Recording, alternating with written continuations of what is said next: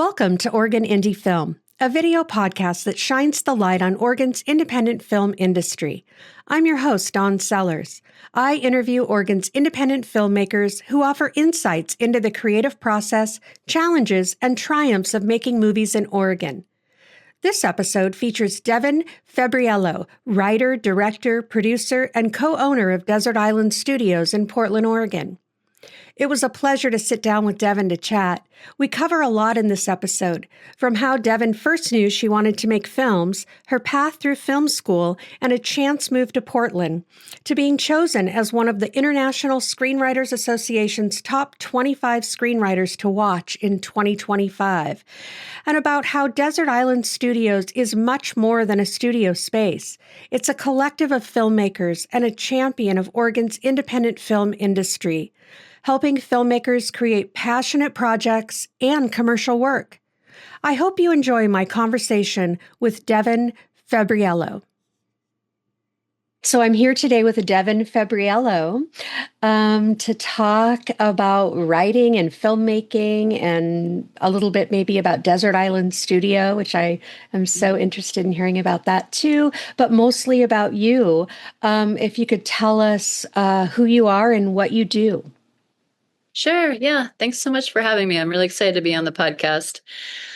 So I am a screenwriter and director, producer, and one of the co-owners of Desert Island Studios. And so I am working in all sorts of different aspects of film and media production, from narrative films to commercials, music videos. And then I also, just on a personal sort of artistic side note, get involved a bit in experimental media art and immersive media art. So I do traditional cinema, and then I really do enjoy dabbling in experimental filmmaking too. So a little bit of it all. Fun. Yeah. When did you first decide that you wanted to make films? Did you always know that, or was there like a moment where you're like, hey, I want to make a film? Sure. Yeah. So, I think this question always kind of brings me right back to my childhood, because it was sort of like a gradual journey towards realizing I really wanted to be a filmmaker. And it began with being very, very interested in performance arts. As a kid, I loved singing. I loved dancing. It was kind of all I cared about. I was definitely that sort of stereotypical child that was like making plays in my house and making my whole family watch it and putting on like dance performances. I was very, very extroverted. But then I went through kind of a series of difficult times around 11 years old. And so I entered my teen years, processing a lot of grief and more difficult things that kind of broke me out of childhood. And in that point, I was still incredibly interested in the arts, but I became very introverted. And I got really into visual art and poetry and writing. And I still really wanted to express, but I didn't want to be like out in the spotlight anymore. And so around this time, in my teen years, I got exposed to a lot of filmmakers that were like, kind of in popular culture at the time. So Sofia Coppola, Paul Thomas Anderson, Spike Jonze, David Lynch, even Wes Anderson. I started to see their movies out in the theaters. And when I saw, the specific series of films in the late 90s, early 2000s, it really felt like a lightning bolt moment for me, because for one, the conceptual art making, so sort of this way that people can say so much with a movie on all these different levels and all this different type of emotional depth, that just hit me in this way that I felt really drawn to. So seeing works that were like that, I was like, wow, you can do so much with movies. But then it also was this epiphany where I was like, everything I've ever loved, all the performance art, all the handmade theater sets, and then more introverted, more thoughtful, conceptual art, that all goes into film. Mm-hmm. And so I did have this sort of breakthrough moment, I'd say around 17 years old, where I was like, wow, film is my medium. It's everything I love under one umbrella. And I can express these emotive things. I think from that point on and still in my career, I'm very interested in how storytelling and filmmaking can kind of unearth these nuanced aspects of being human that are hard to articulate any other way. And I find personally a real medicine in that when I watch a film that touches me in these places that I can't quite access any other way. And so that's what I'm interested in too. And I think it's why I kind of genre bend around and I like experimental and I like poetic, but then I like straight ahead storytelling, is that I'm really looking at the end of the day for that like essence of connection that Mm-hmm. is, I think, kind of magically unique to film. So yeah, so it was like a bit of a journey. But then when I realized I wanted to be a filmmaker, I went pretty full bore into it. I got a little mini DV camera and I started filming just little bad shorts. And I was really into punk rock music. So I was filming all my friends' bands and whatever. And I was struggling still at that time in my life. So I had very bad high school grades, bad SATs, but I was smart. So I was able to kind of figure out how to this is a long story that I don't have to get into, but I ended up going as a non-matriculating student to a branch of UConn in order to get better grades so I could actually get into a good school Oh, because I okay. knew I wanted to go to film school. But before I did that at UConn, I really don't think I would have gotten in anywhere. So I did that year and then I applied for Emerson College and SUNY Purchase and a couple others. And I got into Emerson and it was just this complete life-changing moment for me. Because yeah, my life was just sort of headed in this new direction. I was leaving behind everything I had been doing in terms of punk rock music, whatever, and just like starting on this new trajectory. And that was another very just turning point for me, was kind of realizing what I wanted to do and then getting into film school and then just very seriously studying it kind of from then on. I think that's the other thing, is that I feel like with film, you never stop learning. Mm-hmm. Um, it is an art form that's so massive. And no matter how many times you make a movie, you learn something new. And I actually really like that part of it. I like that it's like a never ending education. So starting off in film school was like the beginning of that for me, to be like, okay, I want to be very studious about my craft. And yeah, I've been that way ever since. Wow, I love that. No, I believe that too, that film really can connect people in a way that nothing else can. Yeah, it's Um, really magical, for lack of a better word. It's very moving. Yeah, yeah, and not only the finished film, but also make the making of the film, how it's totally. so collaborative and you do learn something every Yeah. time you make a film and everyone that you work with. I love that. So, Yeah, well, and I think that's one of the reasons that the final film is so powerful, is even though, I love auteur filmmakers and I definitely think there's artists with really strong voices. I have a lot of respect for that overall, but I also don't fully believe in it because I know that every great filmmaker has an amazing team behind them of right. incredibly talented people in every single department. And so I think one of the reasons the art form just like hits your psyche and your heart and like everything so much when it's really well done is that it is like this creative force of all these people coming together in all these different ways to kind of present this story, and everybody's interpreting it differently and bringing their lived experiences to Mhm. it. And I don't know, there's just some alchemy in that creates this powerful outcome that we get to enjoy when we watch people's movies. Yeah, yeah, I love that. Now you didn't grow up in Portland then. You're not from No, I'm Portland. from the East Coast. Yeah, I grew up in Connecticut, in the northwest corner, which is a very rural part of the state. It's a lot like upstate New York or Western Massachusetts, if you're familiar. Mhm. And then I pretty much was in the little tri-state area my whole adulthood until I moved out here. So I was in Connecticut and then Massachusetts, and then I lived and worked in New York City for a bit before I moved to Portland. And then honestly, when I moved out here, it was my first time ever in the Pacific Northwest. So it was a big change. And Wow. I loved it immediately. I honestly couldn't believe how beautiful and Hmm. majestic and peaceful. Yeah, I just was so smitten right away with the Pacific Northwest and have been happily here ever since.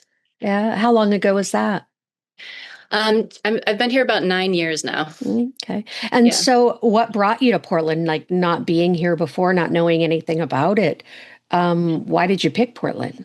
Well, it was a completely practical reason. My partner is a musician and he was offered a position at Oregon State University. Ah, And we had been living in New York and, we were kind of getting priced out. New York's a very expensive place to live. And we were kind of in a transition of considering leaving the city anyway. And then this opportunity happened and we just took a leap of faith and we did it. And the first year we actually lived in Corvallis, Hmm. just in this little tiny, adorable micro mini tiny house, I guess is what you call it, a tiny house Yeah. in the forest. And it was just a 9-month contract at first. So we actually thought it might just be like this little blip. And then we moved back to the East Coast. But then he was offered more of a position. And then we moved up to Portland. And yeah, just have been here ever since. And it was a difficult transition for me, I will say, because I've been living and working in New York and I was in the Right. industry there. I had a lot of connections. I'd been there a long time. And Portland, what's amazing about it is how strong the community is. But when you first get to the city, it can be a little bit tricky to find people and kind of figure out how it all works because I don't know, it's like a different type of creative ecosystem than like New York or LA is, the way people interact. Once you find everyone, you're like, oh, wow, there's so much here. But that first year, I remember kind of, not really being sure how to plug in or find people. So I was actually flying back and forth to New York a lot for work that first year. And then slowly I got my bearings more and I met more people. And yeah. And then now I just absolutely love it. Yeah, I think that's so true. Like, it seems like there's all these little groups of filmmakers in Portland, but really everyone knows everyone or they Yeah. meet everyone eventually. And so it is this ecosystem of independent filmmaking, which I love. Yeah. Yeah, I love that. And so outside of film, what do you like to do? Do you have any Oh, hobbies or? I mean, I'm I'm into so many things. I'm a very curious person that is kind of always getting obsessed with something. So I mean, the obvious things are like I read a ton. I love to hike. I love biking. I love gardening. I'm really into what I call folk herbalism because I've Mm. studied herbalism really hard. So I feel like I can almost call myself an herbalist, but I've never gotten certified or anything. But I'm really into medicinal plants and studying and learning more about plants. I yeah, I don't have any hobbies in like the specific way of embroidering or something like that, but I love to do any type of like small crafts. And then I paint. I actually paint all the time. Painting was what I thought I would first go into before film. I was, back to my teen years. I had a moment where I was really building a visual art portfolio and thinking I would go to fine art school. Um, so yeah, so painting's a big part of my life, and I paint very regularly. It's kind of part of my like mental health routine is to always be dabbling Uh, on some sort of visual art. Yeah, do you paint in acrylic or watercolor or? acrylic. Yeah, nice, very nice. Um, so we mentioned briefly that you are one of the owners of Desert Island Studios. And so tell us about that. How did that happen? How did that come about? Sure, yeah. I mean, the Desert Island Studios story is a juicy one, I think, because it all kind of came about in this very wild way, especially the last few years. But I got to go back to the earlier part of the story to kind of get to the most insane part. And that starts with, Joe Bowden. He is the person who first started Desert Island in 2015. And I was, a couple years into, or I was about a year into being in Portland at the time. And I was busy with my own very small production company. And I was directing a lot of little projects. And I had a tiny pool of equipment that I'd bought, like a DSLR camera. And this was so after I moved to New York, or moved from New York, I went through a weird period where I wasn't really freelancing anymore in the way that I had been, and I had started my own production company. So I'd done that right when I left New York. So I had clients still, and then I had a couple clients when I was in Portland. But I was really trying to kind of figure out how to build up this small production company. And basically, through that, I met some people at a party that worked for X-Ray FM, and X-Ray mentioned that they wanted to start doing video content. And so I went out to this meetup group thing that they were doing, and I learned more about kind of the community and what types of video work they wanted to do. And then I think from there, we decided this is all going back in my memory, so it's a little murky. I think we decided to host a session where we invited a bunch of filmmakers that were interested in X-Ray FM, and we told them that we wanted to start this filmmakers collective. And at that point, all we really wanted was to get people who were excited about music and bands and the types of stuff that X-Ray focused on to, maybe film some stuff for fun when they wanted to, and then have some things to go to their YouTube channel. But what happened was actually pretty remarkable. We showed up for this event. I remember we did it in a basement room at the Falcon Arts, and like there was so many people that there was like 80 people or something. We were thinking maybe 10 would show up. Yeah. There were so many people. There was such a huge turnout. And we were just, amazed by that. So it was great energy. But then there was this one person who was there who was part of what eventually became Open Signal, so Portland Community Media. He was there, and he, I think, reached out to me pretty soon after and was just like, I think that maybe there's something we could combine on.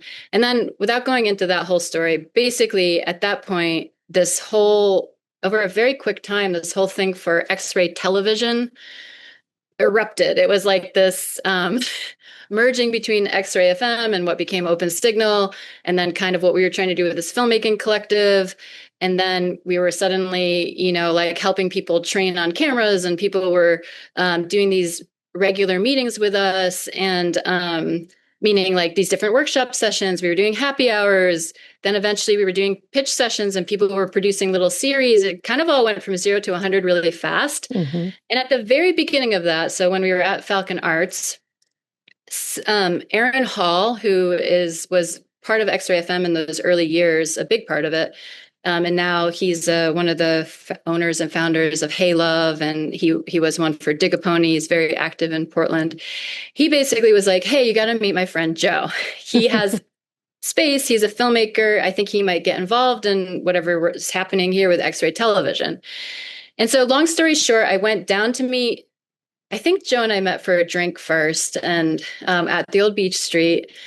And we were like, yeah, let's do some stuff together. And at that time, he was like, I have this small studio space, and I'm looking for other filmmakers that might want to join. Do you want to come see it? And I was like, yeah, I have a video production company. So it's small, but I'm doing client work. So I went down and met him. And the original studio was at Southeast Ash Street. This is, again, like 2015, I think. And so 10 years ago. So I guess I've been here more than 9 years. I've been here 10 years. We meet there, and it's him and this other person, Ariel Weiser, who's still a member at Desert Island to this day. And then there was another member whose name I forget, but she wasn't there. And they were in probably like a 200 square foot like studio space. And there was a couple desks. And Joe explained the whole like vision of, it wasn't Desert Island then, it was just a co-working space for filmmakers. And I joined. I was like the third or fourth member that ever joined. And at that point, I was a member of Joe's space, and then he started working on X-Ray television. Actually, so did Melina Kumas, which I'm assuming you know Melina. Melina was part of it. Aaron Hall, we had a couple interns. So then we were doing X-Ray television. And then at that point, we were working on all these other projects together. So we were doing client projects, and we were sharing gear. So it's kind of like the beginning of what will grow to be a much bigger thing where we are now. But basically in that early phase, we were just doing X-Ray television, doing client work, and then making music videos and making our films and just trying to help each other out. Because as you know, it's so hard to do this. I don't come from a super wealthy background. It's like you're trying to figure out how to make stuff, cobble it together with what you can.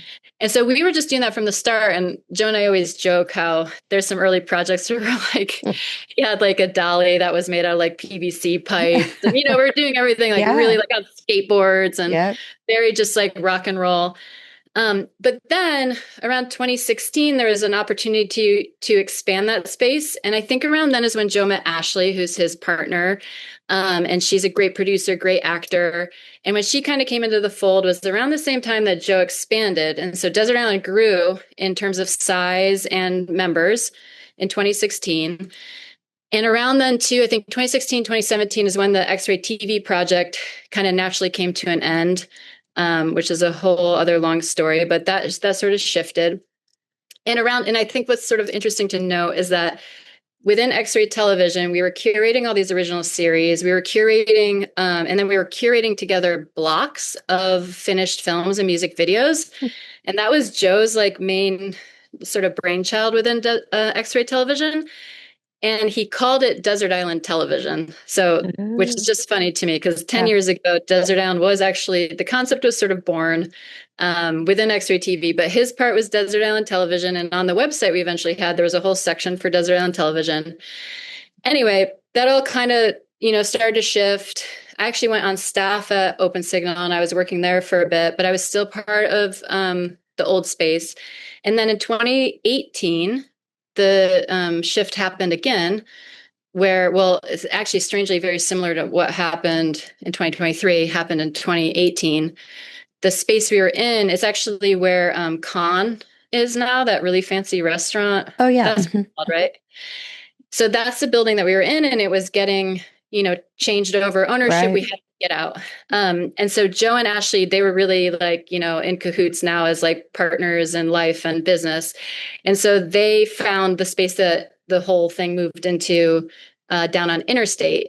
And so it's like kind of these like incremental expansions. So the first one was from a tiny room with 4 people to like 15 people. Then we moved down to Interstate. I think it expanded. I don't know. Joe knows better. Joe and Ashley know better than I do. I think it expanded to around 20 members or maybe 17 or something at Interstate. And then the Interstate space was bigger, more square footage. So, of course, each step we're gaining more people into this filmmaker collective. And then we're also gaining more gear because we're kind of sharing gear. We're also making more projects. We're doing more client work. We're making more movies. We're making more music videos. We're kind of all doing our thing as this little creative hub. And everybody does different stuff. I mean, that's one thing about Desert Island that's really cool is there's people involved that are gaffers. There's people that are involved that are animators or post doing color work. There's people who are directors and writers and producers. So it's always been like that. And then there's people who kind of have like day jobs doing video content for companies. So there's a lot. It's kind of like everything that happens within media production is represented on some level. And from the start, it's always been a very diverse group, like a lot of women, people of color, LGBTQ plus people. So like that's always been part of it. And Joe's always been really intentional about the spirit of it being, like helping people do their thing and to make their art and to make their projects and to feel like it's possible to be a filmmaker because there's so many reasons to feel like it's almost impossible. Right. So that was there from the earliest iteration. And then to kind of wrap this extremely long story up, we were in that space on Interstate, growing, doing good. The pandemic obviously hit. Then that building had incredible issues, really extreme landlord negligence. And from there, we had to make an emergent. There was all this stuff happening where like pipes were bursting and leaking water. I mean, that's a very long story. Maybe I'll have Joe on the podcast. He can tell you the whole story of, it was very stressful. And Joe and Ashley have always like really led the facility and membership stuff, which, okay. So yeah, around this time, I came into Desert Island more as a co-owner at the end of our old space because Joe asked me if I would come and sort of launch an in-house production company because I'd been running my own small production company. I'd been doing the one at Open Signal. So he asked me to do that. And so around 2021, before we had all the building chaos, we launched this production company and we were just kind of getting our footing and starting to get some clients and things were starting to work. And then the madness with the building unfolded. And we really had to make like an extreme choice very quickly to get out of there. Because, the fire marshals were coming. It was tough. But of course, it's the pandemic. So work was scarce. Income was low. So making this huge leap into a new space felt really difficult. But then a very serendipitous thing happened where the building that we're currently in, Elena Rosenthal, who is a big part of our community, great producer. She is old family friends with the owners of the studio, and she was in the studio that we're currently in. She was in there running her production company. She has a great little production company. She was in there doing all this stuff, but the owners were like, they were renting the main studio as a shoe warehouse I shouldn't call it a shoe warehouse. A shoe company was storing their merchandise in the main studio. And then Elena was using the front part. And basically, I don't know. You should also interview Elena because I don't know. I can't remember exactly what happened. I know Jen Tate was involved. Basically, there was this thing that happened where the owners of that space made it clear to, I believe, Elena and Jen Tate, that, if you could find the right people, the right situation, like we would love to turn this back into a studio like that. They shut it down in, I think, 2016, and it had been a couple of different things, a rehab facility, and then they were restoring these shoes. And I think maybe because Elena was in there doing stuff, they were like, if it could happen, like we'd be interested. And so those were the serendipities, kind of insane. So we're over here, our building's breaking down. We're like, everything's insane. What are we going to do? We got to get out of here. Stay right there. We'll be back to hear more in just a moment. Calling all filmmakers, performers, and creatives. The Soundstage is your home for high-quality recording in the Portland area. Whether you're working on an audio or video podcast, voiceover project, audiobook, casting your next film, or need help with that self-tape audition, we offer a professional, welcoming studio space. Come record with confidence and mention the Oregon Indie Film Podcast to get $5 off your next session. Learn more about The Soundstage, the Northwest's premier voiceover and recording studio, at thesoundstagenw.com. Hey there. If you're enjoying this episode of Oregon Indie Film, don't go anywhere. We've got more great conversation coming up. And if you believe in uplifting local voices and the power of independent storytelling, we'd love your support. Hit that follow button, share the show with a friend, or leave us a quick 5-star review. It makes a big difference. Want to get more involved? Reach out at OregonIndieFilm@gmail.com. Now, back to the episode. And then we hear about this situation, and, we've been looking at other spaces. And basically we went and had a meeting with them, and they, we told them like what would work for us and what our goals are and whatever. And we all left the meeting, like, honestly thinking like, this can't possibly happen. I mean, we saw the space. We're just like, this is insane. This is a beautiful space. Huge. So huge. And it'd be like this massive level up. And then, through a series of discussions, the owners basically were very supportive and, welcomed us to set up a lease agreement with them and to make this move. So that was we started talking to them at the end of 2022, and at the beginning of 2023, we had to kind of pack everything, raise as much. We did a crowdfund. I mean, it was just like absolute mayhem, because we're like, we got to do all this stuff to make this work. Right. We were really, really fortunate to get some grant funding, plus the crowdfund. And that got us, we moved in May. Well, we moved in a little bit before, but really started May 1st. And then that was like the launch of this whole new era. And then, of course, we had a tremendous amount of work to do it had been a studio for many, many years, but it hadn't been one in a bit. And then we wanted to change out some of the structure. So Joe specifically, who has an incredible background as a he doesn't have a background necessarily as a carpenter, but he has incredible carpentry skills. Yeah, he's multi-talented, I think. Joe is. Very multi-talented. Yeah. He basically did an insane amount of work. And then, we grew the membership. We started doing more programmatic activities. We grew the production company. It was, not going to lie, it was a very intense 2-year stretch where we were we'd be texting each other at 2 a.m, being like, we gotta do this, we gotta do. It was wild. But it was such a rare, unique and incredibly fortunate opportunity. And I think the important thing to say is that all of us, so Joe, Ashley, me, and then D. Giuliano Scott are the 4 co-owners. And, we're all artists, we're all filmmakers. We all really believe in the power of storytelling, but we also are all very community focused. Mm-hmm. So I think for all of us, that extreme sacrifice in terms of energy and time, and it's not like some wildly financially successful endeavor. We're sustaining, we're making it happen. The reason we want to do it is for the community, because Desert Island as a whole from the very beginning has always been about making stuff possible. And so, we're always hosting events and we do workshops for education. And it really is all coming from love and determination to help change the way that this industry operates. Even the production company part that I kind of led the way on, it's we're very intentional about the way we manage our sets and the way we communicate with people. Mm-hmm. Yeah. And so we just have been really trying to build something that we want to see in the world. And it's been amazing. I mean, it's a really exciting and overwhelming experience, and we've I think done a great job getting from where we were to where we are now, and then hopefully the goal is for us to be and we are working on it, developing features and more original works that we're doing in tandem with commercial work and client work and renting the studio. So we have a lot of different irons in the fire.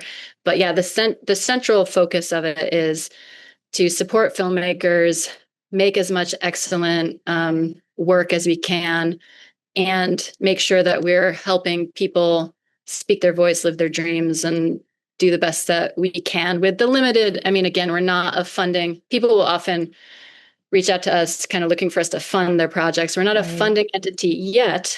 Hopefully in the future, as we grow, that might be something we'll be able to do. But yeah, so it's the absolute definition of a passionate project run by a bunch of artists. Well, not only a passionate project, but also just a really good business model. I mean, I think getting the community behind you because you're community focused, and then kind of bringing in not only, the commercial piece, which you have to have because you have to make money to afford rent and afford the lights and all of that, but also, being able to help filmmakers and creatives follow their passion and bring their stories to life. It's really very magical. Like what you guys have created. It's very magical. Yeah, thank you for saying that. It feels like no matter what happens, like we're all really proud of like what we've managed to do so far. And it comes from our lived experiences. Right. I mean, that's the reality is like, we know as filmmakers, yes, you have to do commercial and client work. And yes, you have to do all these things. So it's like, we're kind of like doing that all plus developing stuff and then helping other people do that in whatever way they're doing it. And just, I think like in a lot of ways, it's funny because all the way back to like X-ray television, 10 years ago, it's a long time ago now, but to me, that was kind of the turning point towards where I think we really are now, where it's like, if you're a filmmaker in 2025, you are more or less, unless you're super in traditional Hollywood, a multi-hyphenate. Yeah. And you're working on stuff that may screen in a movie theater, but you're also working on stuff that's going to screen on TikTok and whatever. And so I think Desert Island is also the spirit of what it means to be a contemporary filmmaker. It's like you're doing like the whole space, the way it operates, the gear we have, everything about it is also very much like connected to a contemporary filmmaker's reality that like you do have to, and not that you have to, a lot of people want to. I mean, there's many filmmakers we meet that, they've been making all their stuff with their iPhone and like, that's cool. And they want to learn how to use a cinema camera now. So it's like, I think that's the reality we're living in. And Desert Island Studios very much understands and embraces that. Yeah. No, I think you said it. You guys really are the spirit of indie film in Oregon. I mean, you really encompass all of the spirit of the filmmakers. So Thank you. That's sweet. I mean, we do feel that. We feel like we really believe in independent filmmaking and the grit that it takes, it takes a lot of grit. It takes a lot of like, you really got to want to do it. And yeah, you get your community and you have an opportunity to like, not just make a great project, but to make great friends and, share in this experience with people that are as passionate as you are. And I think that's really important piece. And helping one another make your films. It's not just about me making my film, but it's about, me helping you make your film and then me getting my film made too. And it's, totally. It's the true spirit of that. But wow, that's amazing. So, that's the whole story. You should definitely have Joe and Ashley on too, because their perspective. So, my perspective was as a member first, then hosting the production company, and then those 3 years of like this big transition. They've obviously been in it like on a different level with all the membership and facility stuff from 2015 till then. So they have, I'm sure, their own stories too, but no, it's great. I love it. Yeah. I actually met Joe. I went down to tour the studio, and kind of look at the offices that are, you guys have a couple of offices available. Although I think just found people for them. But Yay, that's good. nice to know that you're thinking about membership, though. We'd love to have you. Yeah. Well, I'm waiting for a desk to open up, I think. Yeah, that makes sense. The offices are more of a financial commitment for sure. But yeah, Yeah. there should be desks opening in the future, no doubt. Yeah.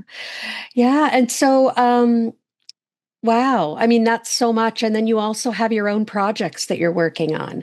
So I think, the first time that you came on my radar, before I even knew that you were involved at Desert Island, is that you were named by the International Screenwriters Association as one of the top 25 screenwriters to watch in 2025. So congratulations for that. Thank you. Yeah, it's a Um, really big honor. yeah. And so tell me about your projects. I know you have a short called Color Theories. Hmm. Now, is that's in festivals right now? Is that right? Yeah, so Color Theories is out. It's in the festival circuit. And actually, I just found out in the last couple of weeks that it's going to be screening at Tacoma Film Festival in October. I don't have the final date for that yet. But then it's also going to be screening in Los Angeles at New Filmmakers Los Angeles, which I'm really excited about, both festivals. So we have a couple more screenings coming up and then only a couple more to hear from. And then we'll be wrapping out Yeah. the festival run. But yeah, Color Theories has been a really tremendous project on so many levels. I'm so proud of the movie. It's been really exciting to share it with so many people. And yeah, the team that worked on that film was just fantastic. And yeah, I just have a lot of gratitude for it. Um, and yeah, it's coming close to its wrap out. It's a very personal film, so my next project is not nearly as personal, and I do feel excited about that because the personal storytelling, I have enjoyed doing it, but it's also quite intense to put Mhm. yourself out there in that way. So Yeah. I'm looking forward to kind of working on something a little bit lighter to some degree, but yeah. Yeah. Now, is that the impeccable art of never-ending wellness? Is that what you're talking about? Yes. Yeah, that's Yes. not quite so personal. I love the concept of this. Thank And you. you did just receive a grant I did. through Yeah. The Oregon Impact Grant to make Yeah. this. So yeah, Which tell I'm us about super that. excited about and grateful for that grant too. Yeah, so my new short, it's actually is personal still to some degree, but not quite as intense. I think everything I do tends to have, I'm a what do they Yeah. call it? Like a vulnerability hangover type of gal. I'm really into being like, I'm going to say all these things, and then later I'm like, oh my God, I said so What did I much. say? Yeah. Yeah. Yeah. But I do it because I really feel like what I'm saying about filmmakers that make great conceptual works is like artists that really like, put themselves out there. Like their work is so important to me. It's Mhm. like the thing that just makes me feel like, okay, I'm not alone in this or that. So I try to live that to myself. But The Impeccable Art of Neverending Wellness is a bit more of it's a dark comedy thriller, and it's a short. It's basically about, well, like the more like straight up narrative. It's about a young woman who is obsessed with wellness and self optimization content. And her back starts having all this problems and she doesn't know why. And then it ends up there's this big lump in her mattress and she's like, gosh, like, what the heck? And then she has to take some Percocets because of all the back pain. And then basically, in kind of a funny twist, the lump ends up that it's this tiny door, and the door opens up to sort of like a Black Mirror style, like wellness optimization portal that while she's interacting with it at first, it seems very benign and actually thrilling kind of. And she's like, I don't know, maybe I got to go in here. And then, of course, without spoiling, stuff happens and it's not exactly what she thinks or hopes. And so it is personal in the sense that I'm somebody that lives with chronic health stuff. And so I've found that in my own life path with, wellness is that I'm very involved. I mean, I'm into herbalism. I take lots of Mhm. supplements. I'm reading and watching health books and podcasts and everything. And it's all very helpful. And it's been kind of wild to see that industry boom in our culture. Yeah. But on the shadow side of that, I also think that our culture can be very unrealistic at times about like these ideas of perfection, Yes. like always looking good, always feeling good, like living forever, all of these things. And I think that actually causes a lot of harm. Mhm. I think the fact that we don't hold ourselves and one another in the truth of our lives and the truth of our humanity, and the way that social media will kind of like, or AI, all this will kind of feed into these fantasies, I think causes a lot of harm. So the film is exploring that balance, between like wellness and taking care of yourself, and then also like acceptance for the human condition, and what we, how do we like love what it means to be human fully, and not try to run from the things that maybe aren't as comfortable. And that's something that came to me as with it, living with chronic health stuff. You can get sort of wrapped up sometimes in this idea that like, maybe if I just do this one thing, right, it's going to fix then I'll be me. fine. Yeah. Yeah. And I got to a point with my own condition where I was like, you know what, I just have to actually like be like, this is who I am, and this is what I live with, and it's part of who I am, and that's okay. And like, I can still do lots of things to feel as good as I can feel, but I'm gonna have symptom flare-ups, and that's what it is. And yeah, so the movie kind of comes from that. But the whole thing is that I really want, so like, I love, love, love films that are making social commentary, or like digging into deep things about our psyches or humanity, but do it in an entertaining way. Yeah. So this film is, and a lot of my features are kind of in that pocket.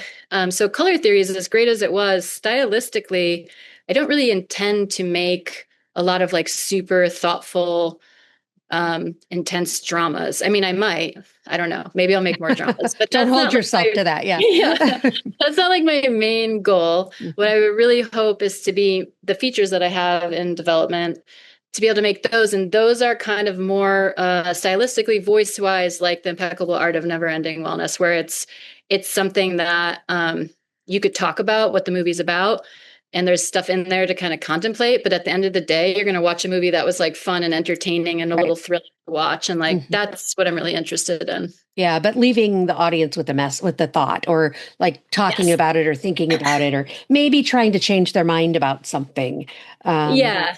Well, and to a degree too, like so I have a lot of respect for filmmakers that make work that's like a specific message. And like, I know people that are like that. And like, I respect that. I think it's actually a really powerful thing with film, and it's something also very powerful about the medium. Personally, I think because of my lived experience, and like feeling like a flawed person, and coming from like a pretty flawed family, and kind of like being in a lot of situations where I see a lot of nuance, I personally am drawn to stories and characters that kind of leave you being like, was that a good person or a bad person? Like, right. I personally am not somebody who I think will make work that's like, there could be a message in it, because of course your own perspective is going to be there to some degree, but I kind of try my best to explore things conceptually without making like a super firm stance that I'm trying to tell everyone how to think about something. But that's just me. I actually, again, respect people who do that for sure. Yeah. So where is this film in production now? Have you started filming? No, so we still need to fundraise. I mean, we are still fundraising right now. So I have two producers on board, Elena Rosenthal and Maria Moreno. Super excited to be working with them both. And we are, meeting right now we're developing a couple of fundraising events that are going to happen at Desert Island Studios over the next few months. Our goal is to fundraise through the end of the year and then get into production in early 2026. Okay. And we're probably going to launch a Seed and Spark, but we're really excited about the events. Definitely look forward to sharing more about it. They're going to be these sort of like, they're all going to be different, but connected thematically. They're going to be these like sort of wellness. They're going to be connected to the film. So there'll be things that are like kind of about wellness, but then also some critique of like tech addiction or whatever. Like each one has a different sort of theme for the people who come to attend events. Will have a great experience being in a unique art environment, or like we're going to have some talks that people do, probably a group art show. So it'll be like a great experience, but then you're helping support the film by paying, some portion of a ticket price or whatever it ends up being. So we're going to do that. And then also launch a Seed and Spark. And then of course, I'm applying for more grants and everything. So I do feel confident that we're going to get to where we need to be and be in production in early 2026. But as I'm sure you know, the fundraising phase it has a life of its own, and we'll see how it goes and where we end up when. Yeah, it does. And it sounds like you're being really creative with that fundraising, which I love because I think we have to be. Um, Yeah. you can't just throw up a seed and spark or a GoFundMe and expect that, people are going to give you money. I mean, it's just we're all kind of trading the same money at that point. I give you money, you give me money. Yeah. So I think being creative and finding those other ways of fundraising is going to be super important. Yeah, thank you. I do feel pretty strongly about that because I don't know, there's a lot of very worthy causes right now There for people to are. be Yeah. giving their money. And Yeah. and even I mean, I'm sure we've all felt this the past couple of years doing any type of fundraising. It's almost like you're like, am I really going to ask for money for this? Well, Right. it's a I crazy time. know. And it always, it's not, yeah, it's a crazy time, and fundraising is always hard. But yeah, I do feel like creating something that gives back at the same, the film Right. itself hopefully gives back, right? And that there Mhm. are certainly people that will just want to support the film for the sake of it being made. Mhm. But yeah, I like this idea of creating an experience that is generative for people. And so it ends up being like, yeah, something that they feel like they got something for supporting in a way that's cool for their life, and hopefully get them even more excited to see the movie. Yeah, exactly, exactly. Get some buzz going about the movie before it's even made, which is always nice. Yeah. Um, so yeah, I mean, funding is always a challenge. We all know that. Those of us that make films. What else do you find challenging about making films specifically in Oregon?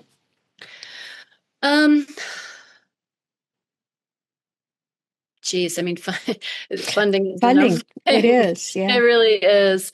I think I don't know. Like honestly, making films in Oregon to me feels so much like as far as like the infrastructure, the talent, the landscapes, the equipment, like compared to making something in New York City where I was originally working, it's so much easier and there's so much more potential for what you can even conceptualize because you can actually do it. So it's hard for me to not just go into praising what's so great Right. about working, what makes it Yeah. easier. Fundraising is definitely the hardest because, of course, as we know, we don't have, it's not LA. You Right. can't go like pitching around to studios and get funds. And then shorts are their own beast. I mean, feature development is a different story in terms of how to go after funding.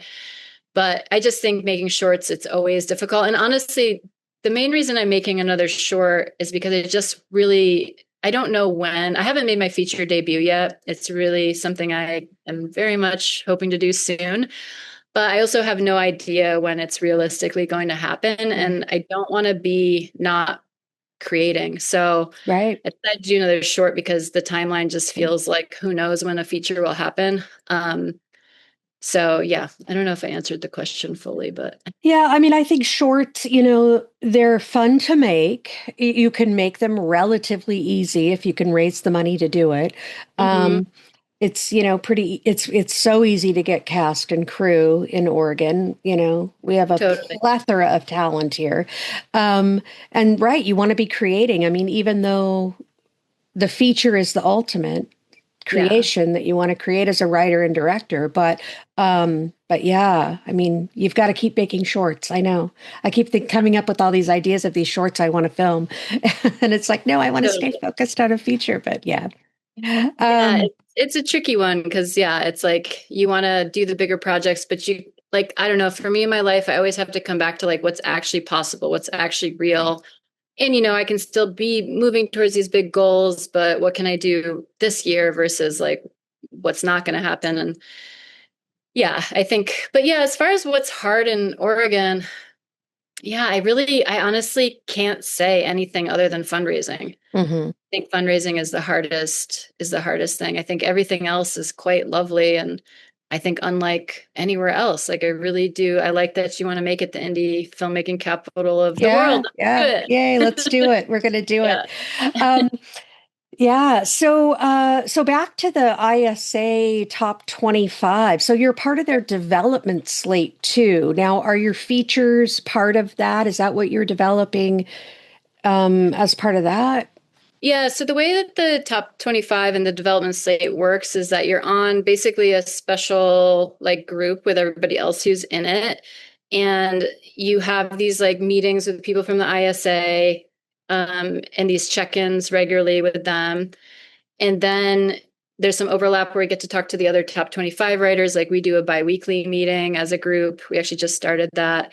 And then we get these OWA, these like offers to pitch our scripts coming from studios to the ISA. Mm-hmm. So the ISA doesn't take a script that you have. I mean, they might. I'll get to that in a second. But like they mostly are like giving you these other types of opportunities that are not posted on the main site to submit your scripts directly for to be read. They do also, this hasn't happened for me yet, because I'm basically working on building my portfolio now, but they'll also like help set up general meetings when you have a script that they feel like is like ready to take out.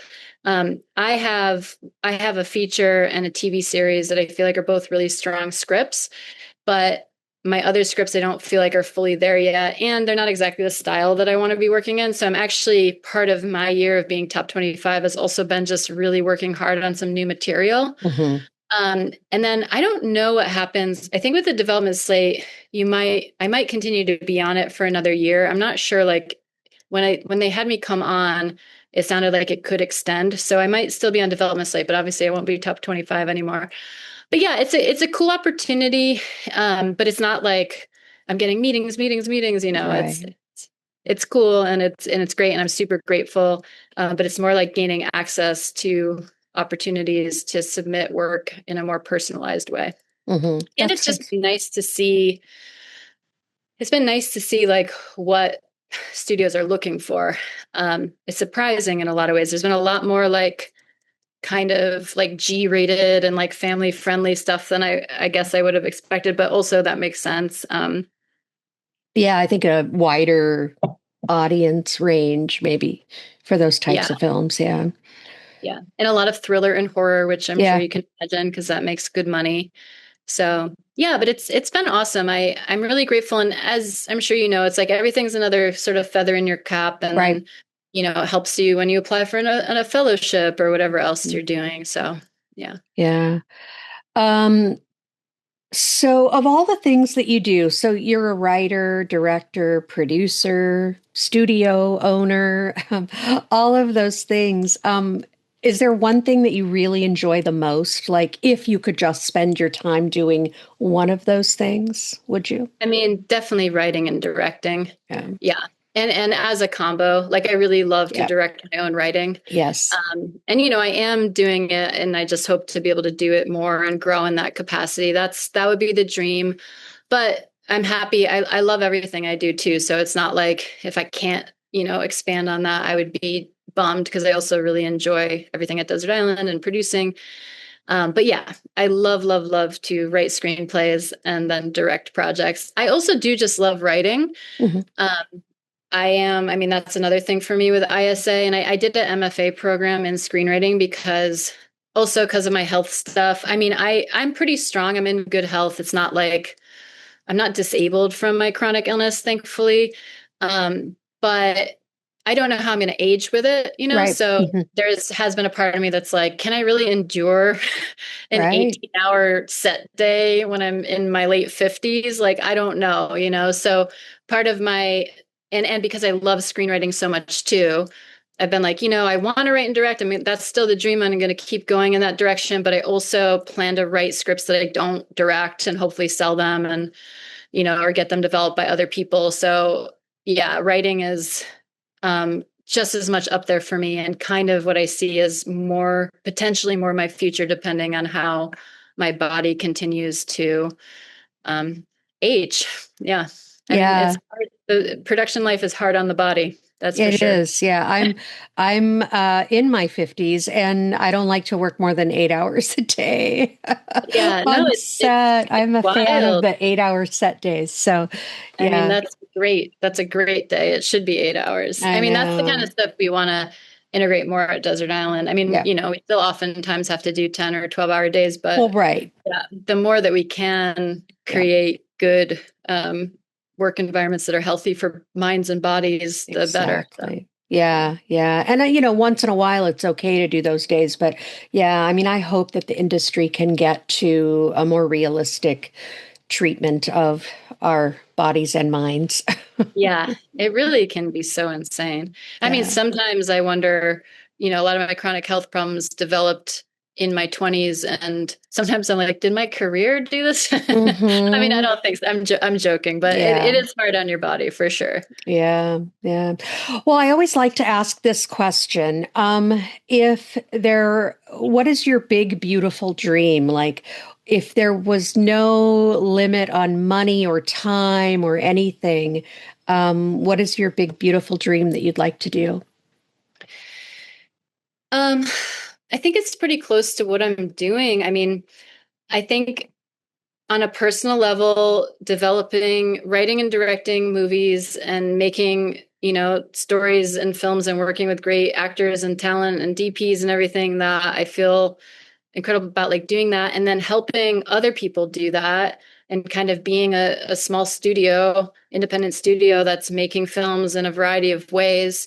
And then, for me personally, I've never reached a point of like financial like health or wealth by any means. I've always been like, on the grind.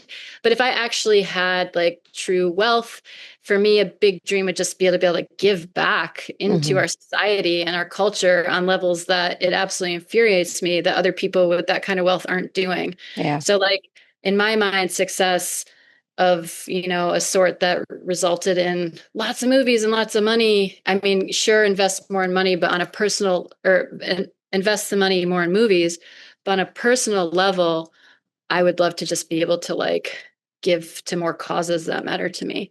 Yeah. And then I will say with Desert Island and my own sort of mindset on it too, of course, is that we really believe in diversifying storytelling, and Hmm. that having more stories from more diverse voices and backgrounds is just going to enrich our whole culture. Hmm. Obviously, we're living through like an absolutely insane time right Hmm. now, this like complete pushback on it.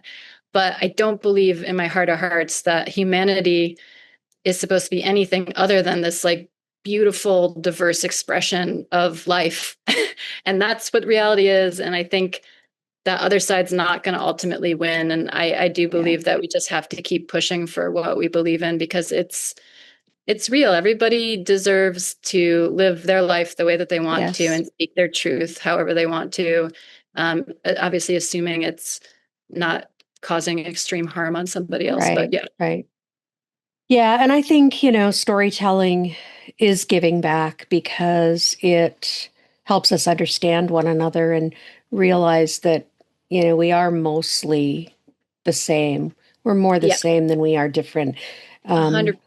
yeah, and by telling our stories, the diverse stories that everyone has, I think is Yeah. so important. So yeah, yeah, That is ultimately what I feel about it is it's like kind of what I was saying when I was younger of just like it's like that connection point, that nuance sort of it's like there's a space between us all, but like right, the space between us all is where we're all the same. exactly. It's Yeah, like yeah, I don't know, and it's wild to live in a culture where there's a large part of the population that doesn't see it that way. I know.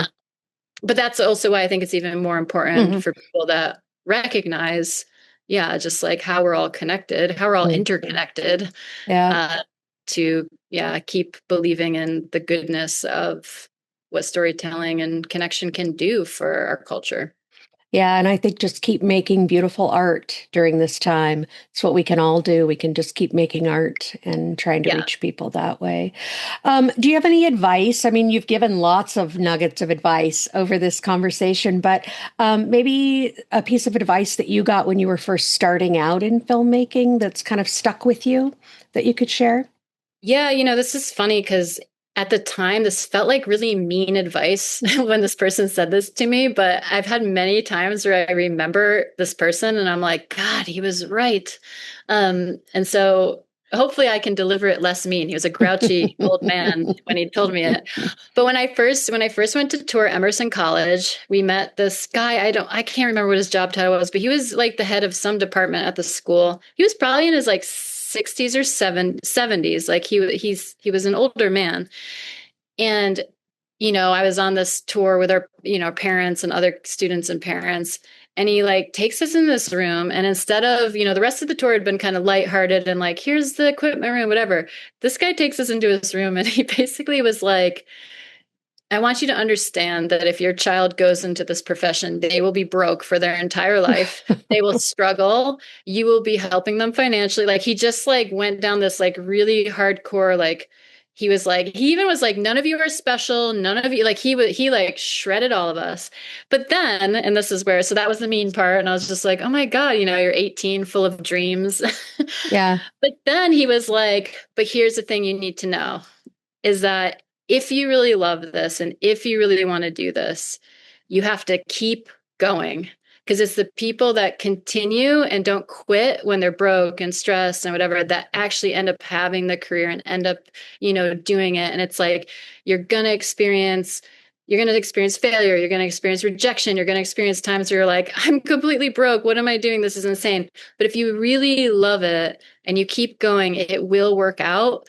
And I think that's 100% true. I mean, I still have my moments of doubt and fear, like no doubt, but I definitely like me even 10 years ago wouldn't believe where I am now, and like I definitely have had an iterative growth and it is 100% because I've stuck with it. I've believed I can keep going and I've continued on. And I think there's just I think all of life is full of unknowns.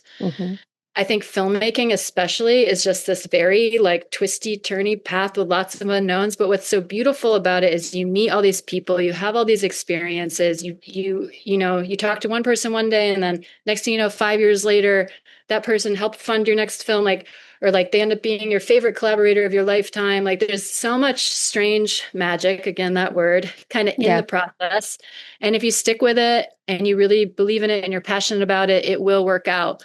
But that devotion and that deep rootedness to stay on the path, I think is really important. And I also hold no gripes with anyone who's ever quit because they're just like, this isn't for me. This is a crazy life. I also think that's completely valid and there's no reason people should suffer. But for me personally, the struggle to passion ratio has always been more passion than struggle. And so, yeah, when he said that day, it kind of scared the crap out of me. But also now when I look back, I'm like, he was right. It's true, because I could have quit at 27 or whatever, and I definitely wouldn't be here right now. And I feel like I've had a lot of, yes, there's things I'd still love to accomplish. And, I have dreams and goals that are way beyond where I am right now. But I've definitely accomplished a lot of goals already that I never thought I could have accomplished, in my 20s. So I'm living proof that if you keep at it, things do get better. And then I do think the barriers of entry in the industry are real. I mean, a lot of that's very real, identity-based, but also very much, which I know connects to identity, socioeconomic based. I mean, I learned that pretty hardcore at Emerson because I was there with no, barely scraping by, working at a coffee shop and eating canned beans, the kind of classic thing. And, I had peers that were making their student films with $100,000 budgets.